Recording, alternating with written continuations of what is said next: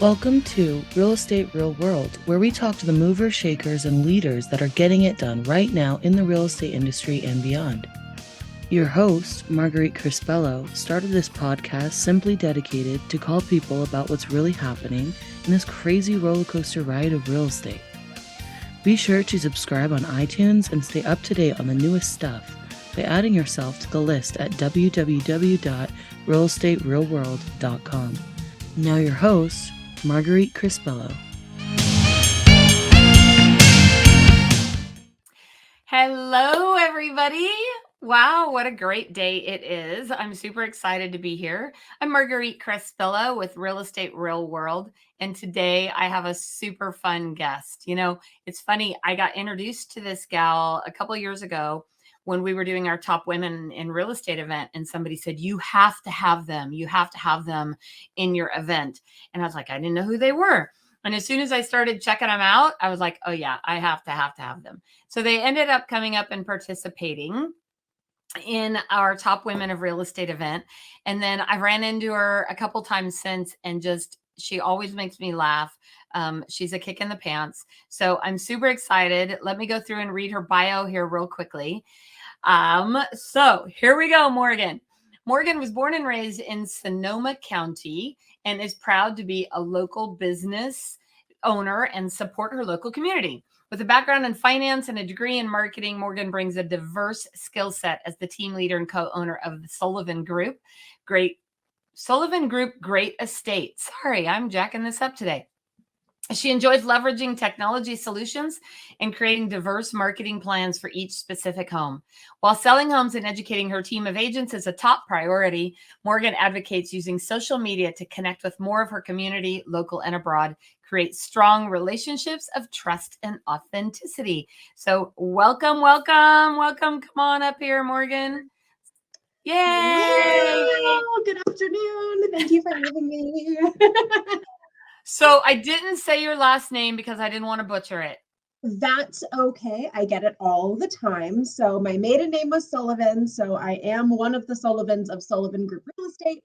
But I got married last year and I got blessed with this beautiful new last name that no one can pronounce. So I am Morgan Devencenzi. See, I would have said it that way because, you know, sometimes if you do the hand with it, it helps to like get the right pronunciation. Devencenzi. Yes, for sure. You have to do the hand, right? Yeah, it's funny because I'm actually half Italian and my maiden name is Scuncio. So there you go. Okay. So you've had some experience with the last name struggles. Yeah. So I went from Scuncio to Crespillo. I don't know which one's better. I know that Crespillo, my name has 19 letters in it. So yeah. Yeah, people asked me if I was going to hyphenate being a business owner and having my maiden name as part of the business name. And I was like, Sullivan Devencenzi, that's 18 letters. Absolutely no. As a last name, no. Well, what's really crazy is my kids actually have both of our names. So my son's names are Jordan Vincent Scuncio Crespillo. Then I have Jonathan James Scuncio Crespillo and Jacobo Michael Scuncio Crespillo. Yeah, they sound like movie star names, though. That's what I thought. I think they sound really cool, but they're absolutely. It's caused a lot of issues with like the DMV and school and trying to get your, So yeah, probably wasn't the best thing in hindsight, but oh well, they'll have to live with it. Well, Morgan, I'm super excited to get to chat with you today. You and your mom are business partners, right? So what's that like working with your mom? It's great. It's really great. I joined her going on 7 years ago now. I was working in finance and banking, kind of back office stuff, and was a little wah, if you will, just boring. It wasn't really exciting, but it was a good job. Anyway, so she kind of caught wind that I just wasn't really excited and suggested we work together. And I thought she was hilarious. And then like a month later, I was like, wait a second, is that still on the table? And so I quit my job, came on as her assistant as I got my license. And then we've been working together for 6 going on 7 years now. And it's been great. Like the growth we've been able to, achieve together, 4 eyes, 2 brains, 4 hands, the whole thing. And then we've never had an issue. Like, it's just been really cool. When I first came on, we gave ourselves like 6 months. We were like, all right, we'll check in at 6 months. We're not ruining family holidays over this. Like, we'll give it a go. 6 months is like good. 6 months came and went. We kind of just looked at each other across the office like, you good? You good? I'm great. Let's do it. That's We've kept awesome. rolling since. Yeah. Well, so I've worked with my husband for a long time. We used to own a That's right. brokerage, and he was our broker of record, and we had this company, and we always said it worked because we stayed in our corners, right? Like, Yes. we had very different talents and very different strengths, and we learned how to highlight those strengths in the others and kind of back off of it a little bit, right? That is so funny. We always, when people ask all the time, like, what is it like working with your mom? What is it like working with your daughter? And that's actually a perfect way to describe it is, she has her strengths. I will say some of them are generational for the two of us, and some of them are just personality based. But nonetheless, we, early on kind of acknowledged like, these are your strong suits. You need to run with it. These are your weak spots, but my strong suits, I'm going to take a hold of that. And it's worked out really well to balance. Now, the husband-wife thing, oh gosh, I tip my hat to you, because people also ask, working together, how does it work? And I'm like, I think the fact that we get to go home to separate houses and still have, separation, and then come back together for whether it's work or family gatherings. We aren't like attached at the hip entirely, even though people assume that's how it Yeah.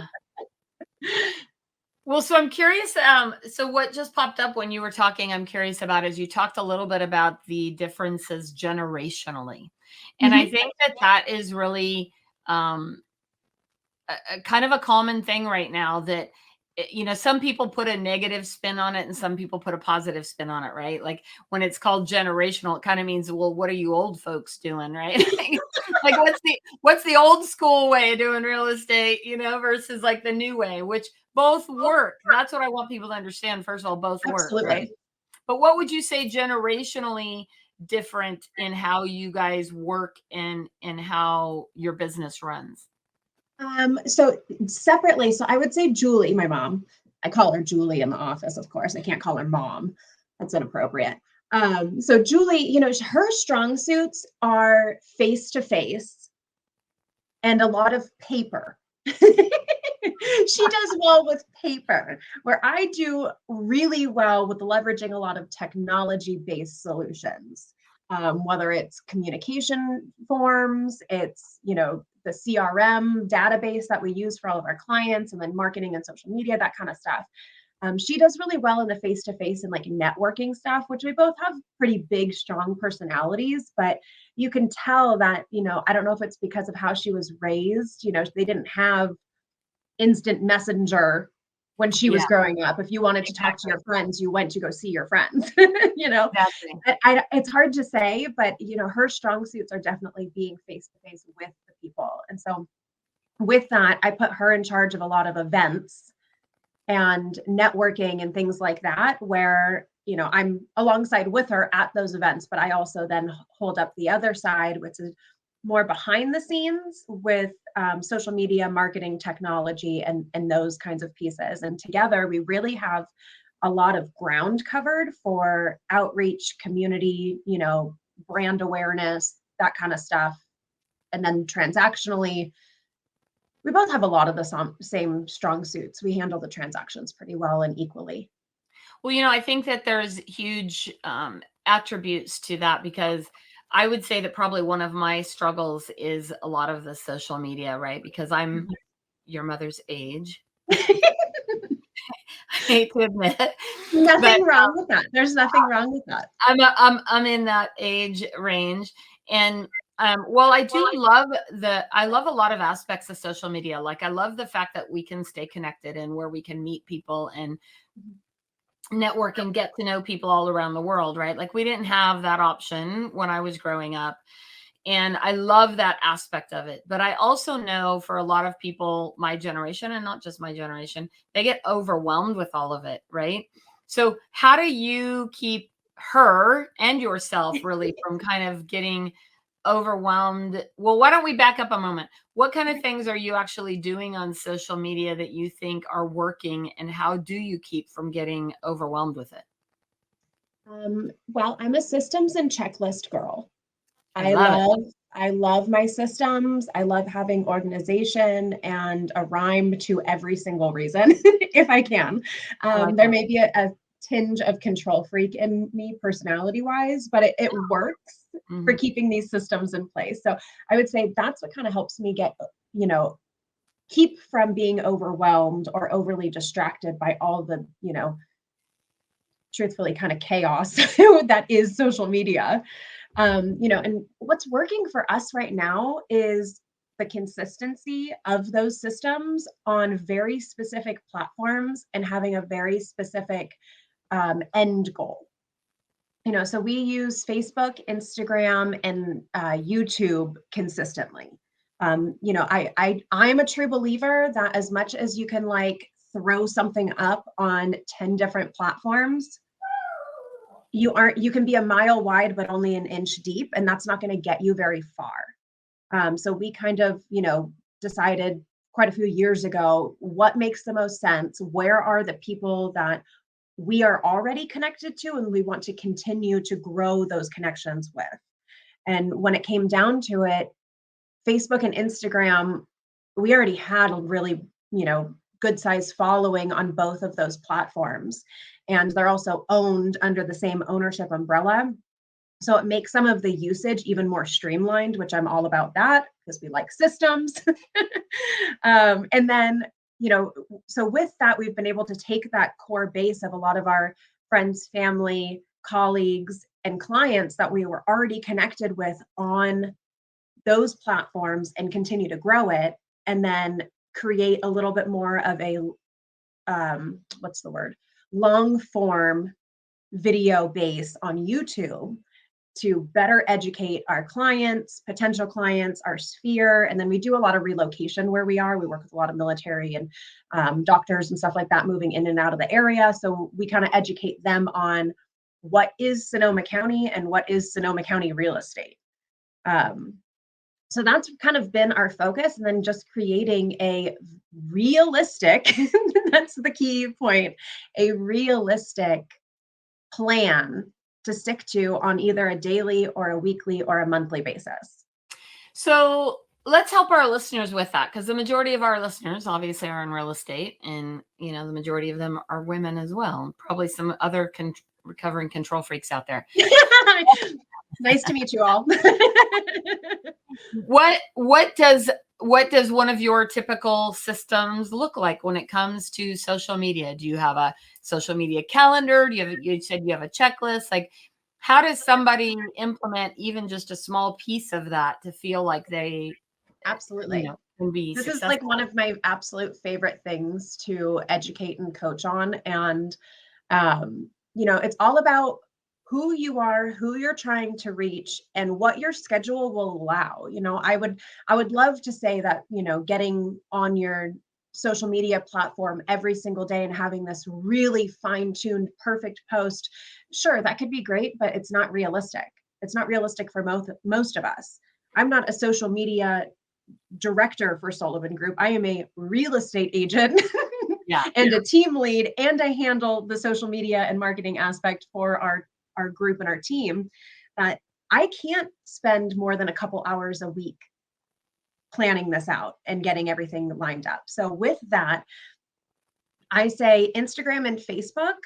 I do 2 static posts a week, and static posts are like pictures on the regular feed, either a carousel of multiple pictures or just a single photo. It can be anything real estate related. I like to kind of take a step back and say, okay, what messages do I want to push out this month or in the coming months? And I kind of have like a brainstorm and sit down and be like, okay, rates are up. We all know that. What messaging do I want to get out to our followers and our networks about that topic? And I brainstorm all these different topic ideas. We work in an industry that like provides a bazillion different opportunities for graphics. Exactly. That's always the struggle when someone's like, but I never know what picture to post. And I'm like, we walk through beautiful homes daily, weekly, monthly. What do you mean? Exactly. So use that to your benefit. Also, we all have a face, and the followers want to see our faces. And I for know. better or worse, you are who you are, and you look like what you look like. The hardest part, It and is. it's so funny because like I just posted last night. So yesterday, for anyone who's following me, I woke up and my cell phone was dead, like dead, No. would not charge and I started having panic Of attacks course. and anxiety. And I'm like, how am I going to get my phone fixed? And I log on to the Apple store. And in order to do that, you have to put in your iPhone ID, and they do 2-factor authentication. So they send you a text message to the phone that is not working. And so I was like freaking out. I ended up going to the Apple store and got it resolved. But I had like a 4-hour window with no phone. And I was like, I don't even know anybody's phone numbers. Like in the old days, we knew everyone's phone numbers. I'm like, Right. I know my husband's number and that's it. I don't even know my kids' phone numbers. I don't know their phone numbers. So funny. And I was like, what am I going to do? And so, but anyway, my point is I posted that video last night in my pajamas getting in bed, and I've had like 1,500 views or something that I was not expecting. I was like, because I'm always chicken to put any kind of video up of my face. Yeah. Yeah.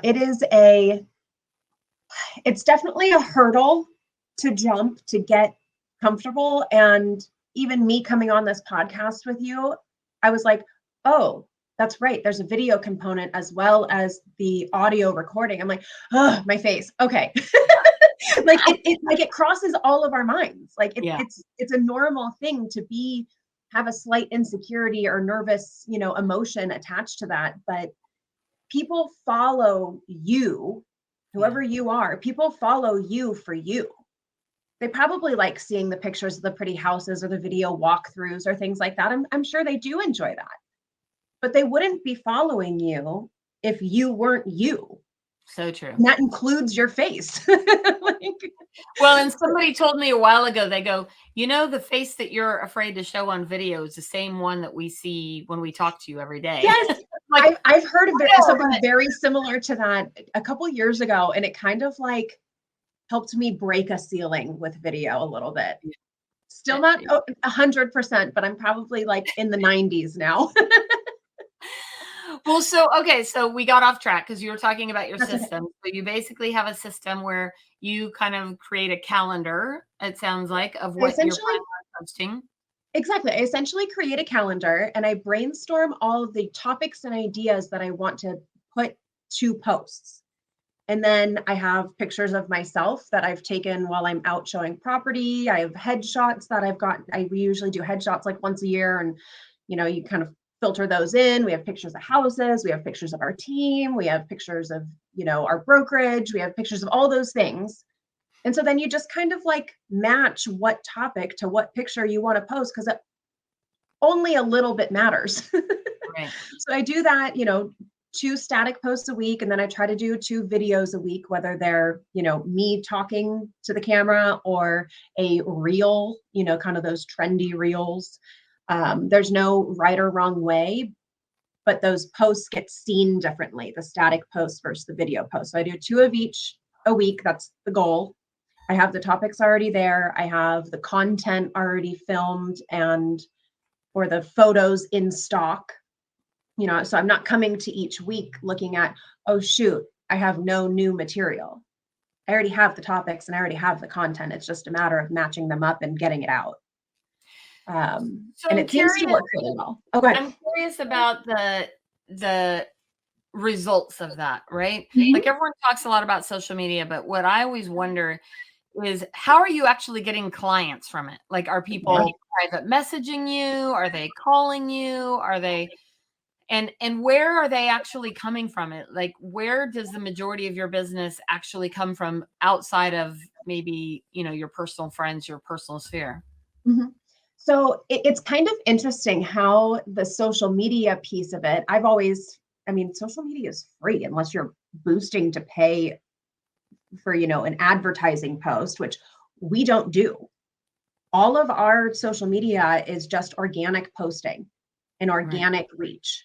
And I think that's so much more authentic and also cost effective.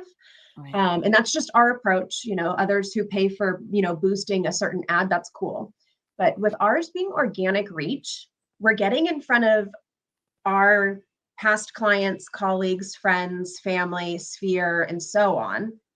And then a lot of times when our content gets a good amount of interaction, likes, comments, things like that, then it gets shared outside of that bubble to all of our followers. So it's staying, it gets out far enough, but it's staying within this range that if someone clicked on our page, they're like, oh, my cousin follows these people. Oh, okay. And so the amount of, and you can see, when you click on a page, it shows 14 people that follow you also follow this page. And so that all automatically adds a tiny little layer of trust. Oh, they must be legit. Right. They're not fake. Right. And so with that, we do get DMs. I'm not saying we get, multiple DMs a day. It definitely fluctuates, but I would say monthly, we get at least a handful to a half a dozen people reaching out in some capacity from the content we're sharing, whether they're asking questions about, hey, how does this work? And you have to pay property taxes on top of your monthly payment. Why? Where does that go? How does that fit in? Yeah. Obviously, they're, starting the investigation. So we further the conversation. Guess what? We just picked up a client. Exactly. Or we have people that say, hey, I saw that you sold Mr. and Mrs. Buyer, your clients, this house. I work with her. She said you did a great job and I've been following you since then. Can I ask a few questions? Sure, let's set up a phone call. And then I do, less common, get people, most people when they're in the app, they want to stay in the app. You have to bring them out of the app most of the time. Yeah. Every once in a while, and this has happened a few times, where my phone will ring and they'll be like, hey, I found your number on Instagram, or I found your number on Facebook. I saw that you helped so-and-so, thought maybe you could help me and my wife, or something along those lines. So, it's kind of. So you also now too, you mentioned that, are you actually doing coaching as well? Or you just mean the people that you coach in your organization? Because you're also with EXP, right? And I am. Your mom, and we had a great time at EXPCon, by the way. We sure did. We had so much fun. And I was excited when I saw my picture in your little reel you did. I go, oh, I feel fancy. I feel like a movie star. But so you guys, how long have you guys been with EXP? We are almost at our 3 years already. Wow. Yeah. It flew by. Yeah. Oh gosh. I mean, I could talk about EXP all day. That's not necessarily what we're here for, but I mean, coming up on our 3 years, we were just talking about it and we were like, our whole business is better. Yeah. What we've been able to do, provide, achieve, all the people, I mean, you are included. I likely wouldn't have met you if it wasn't for EXP and the collaboration. And, that's really cool. So going back to the coaching question, it's kind of on my list of potential options to open up a social media coaching or education portal of sort. But at this point, I mean, we have team agents that are our responsibility and we want to help them achieve more. So I coach them. And then I also open up a lot of social media education and coaching for our organization and local network. That's awesome. Yeah. Well, so what is 2023 going to look like for the Sullivan Group? What have you guys done your business planning yet? Or we have not. So Julie and I, it's one of my favorite days of the year. I love the holidays, don't get me wrong. Me too. But this day, we call it our chopping block day, is like another Christmas for me. I love it. We go through we'll go through everything from 2020, from who we worked with, companies we used, marketing expenses, processes we used or changed or whatever, and everything's on the chopping block. Oh, wow. I don't know how we came up with this term, but since we've been working together, this is what we do annually. Everything's on the chopping block. Did it work for us? Does it make sense for us? Should we keep it? What was our investment? Does it make sense for our business? And so we sit down. So next week, Julie and I will be doing our chopping block. And once we do our chopping block, then we come back and actually do the rest of our business planning, knowing what we're keeping in our bubble. I love that. Yeah. I love that. Systems and processes. Do you actually have a form you use? No, it's not fancy. It's like entirely not fancy. We both write down, or mine's usually in like an Excel spreadsheet. Julie's is more like a notepad and pen. I list out everything that stood out to me. We have, our different categories of people, places, marketing products, costs, all this different stuff. And we both come to the drawing table, and it usually takes a good couple of hours to talk through all of the different pieces and decide what are we keeping, what makes sense. Social media even comes to that. Like, are we investing our time in the right avenues on social media? There's nothing is safe from the chopping block. Morgan, you have to create a form, and you have to. I know. You need a checklist. You got to create a form. I'll help you. I'll add to it. We'll create a form, and maybe if we get it done, we'll add it to our podcast here. But that'd be so fun. I love that idea. I'm laughing every time you talk about what Julie does and you do, because so my business partner is Mitzi De La Cruz. She's my best friend. And she was originally on my team years ago. And then I disbanded my team because I said, I don't want a team anymore. And then we decided, she relocated to Columbia, Tennessee. And so we decided to build a team so we could work in both states. And we tease Mitzi all the time because she uses a lot more words than I do to say the same thing, right? Because she's a high I personality. For any of you who've done the DISC profile, I'm a high D, she's a high I. So we're very different in that way a lot. But I'm a systems and processes gal all day long. I love systems and processes, right? And so it's been really interesting as her and I have come together to figure out like how to kind of make this, work in a way that works for both of us. And it's working. It's going extraordinary. Good. But I was just laughing when you said how your mom does things and how I do things. And I have my good old fashioned, you can't see it because I got my good old fashioned books, and I write my calls down and I write my stuff. I know that the technology is there, but your mom will probably agree with me on this. There is something psychological about actually physically writing stuff down, right? I do have, it's actually on the other table over there. I actually do have, it's like a leather bound. I get one every year, pretty much the same exact thing. And it's like a full-size notebook. And every week I'm like, I'm a full believer in like this real estate world. You could like eat, sleep, breathe, be real estate all the time. And as much as so many people are like, hustle, grind, I'm also like, live your life as a human too. But that's not the conversation today. And so I love being able to like brain dump.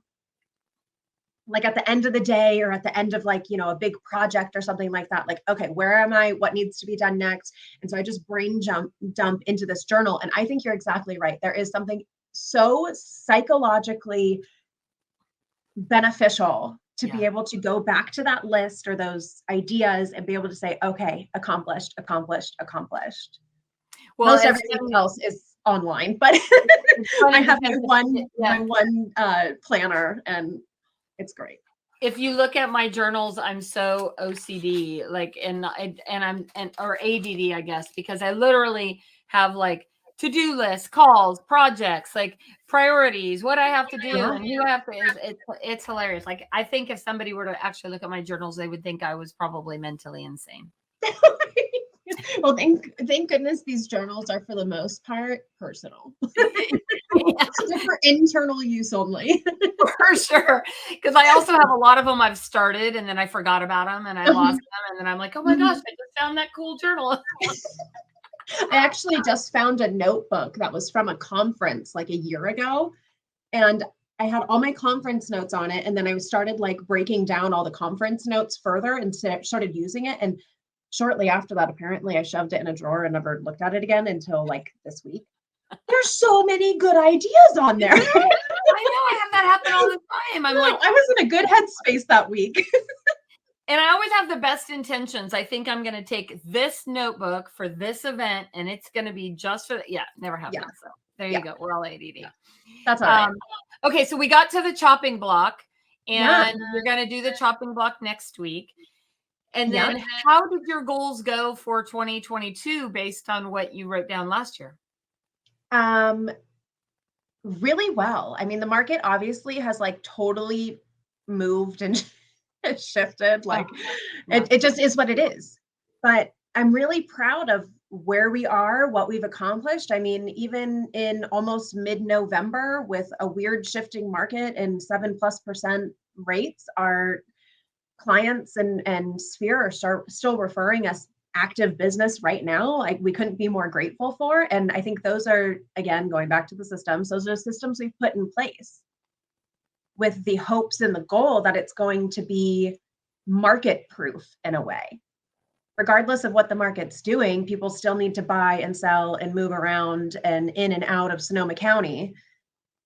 And so we've set ourselves up to be that. So our team agents are seeing more success. Their leads are starting to come to fruition, which is exciting. Quite a few of our team agents are on the much more green side of real estate. So there's been a lot of education this year, which I think helped me kind of take a step back to like go back to the fundamentals. I think it's a good idea to refresh yourself on those fundamentals every once in a while. Well, I've been telling people, we have this whole generation of real estate agents and consumers, frankly, who have never seen a down market since 2010. Right. And so they don't really understand, what to do or how to handle it or what to say, or any of those kinds of things. So it's a whole big eye opener for a lot. It is. It absolutely is. And I feel like for what our goals were for 2022, we're right on target. Of course, kind of being a competitive overachiever, I was like kind of hopeful in the first half of the year that I'm like, man, we're going to blow this out of the water, but we're still on target for the goals, and I can't be anything but grateful for that. And our team agents are making a lot of progress. And then we've, stuck to our social media and YouTube plans as we're supposed to. And we've implemented more community events now that we are not running around showing 60 houses to one set of clients because they need to submit 15 offers to get a house accepted.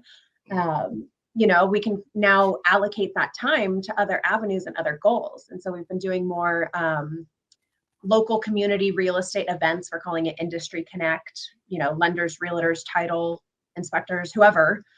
We did one on Tuesday that was a lender panel discussion about, what's changed in the market, what's to come in 2023. I think we had like 60 or 70.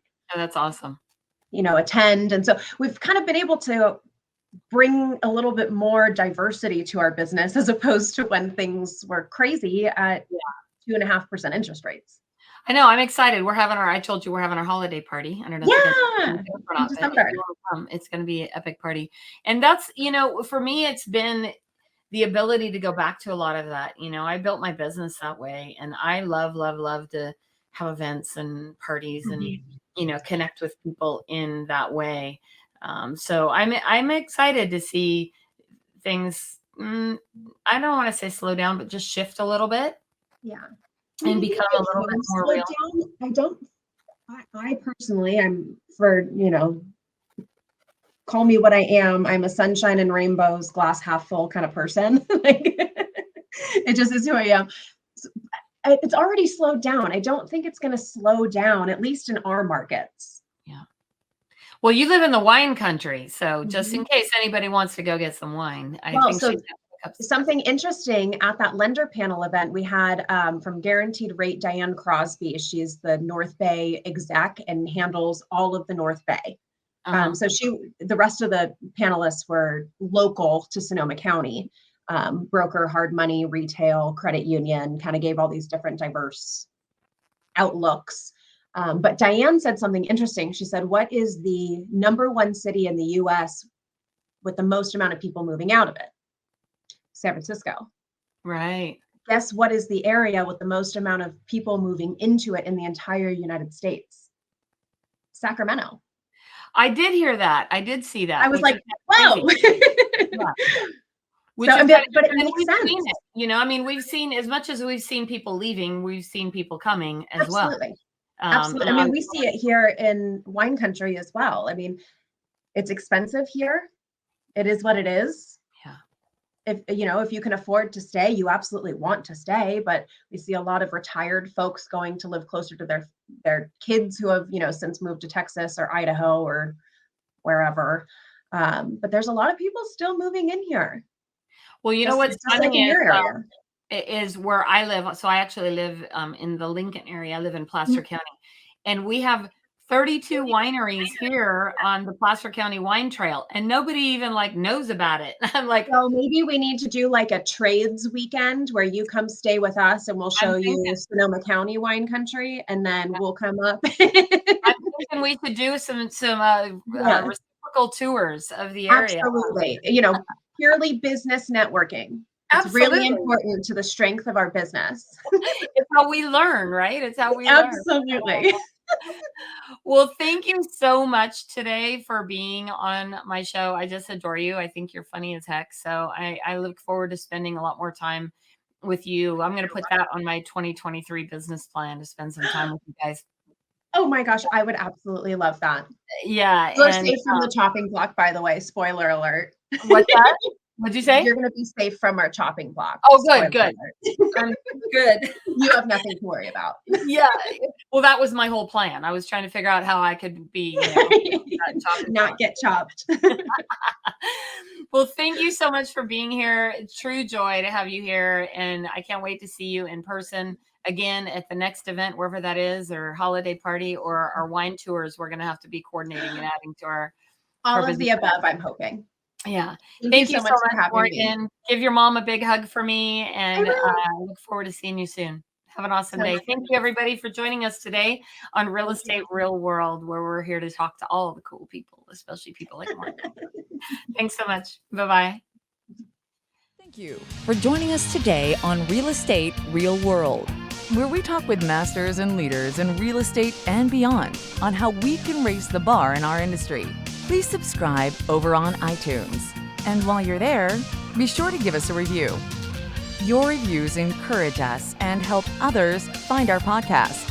For show notes and hot topics on what's going on right now in our real estate industry, hop on over to www.realestaterealworld.com and add your name to our email. Thanks again for listening. And go out there. Be a part of the elite masterclass in raising the bar on the real estate industry.